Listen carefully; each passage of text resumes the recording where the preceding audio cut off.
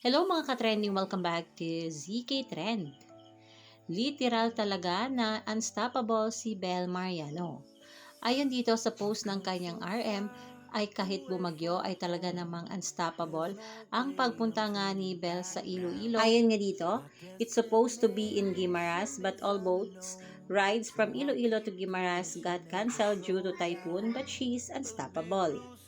At ayon pa dito sa post ng World Vision, the World Vision Visayas Field Office invited World Vision Ambassador Bel Mariano for a day of prayer, bringing encouragement and hope to the community amid today's storm.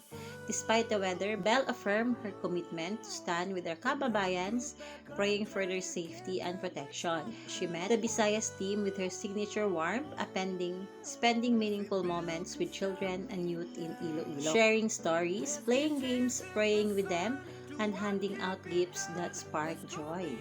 Grabe na talaga itong ating Bel Mariano at kung hindi nga nag-post itong World Vision ay wala nga makakaalam sa ginawa nga ni Bel. Makikita dito na iba ang saya sa mukha ni Bel na makapagbigay nga ng konting regalo at kisayahan nga sa ilang mga bata sa Iloilo.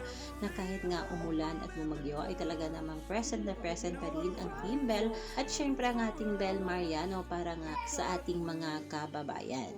At narito nga ang ilang mga larawan na ipinost nga ng World Vision.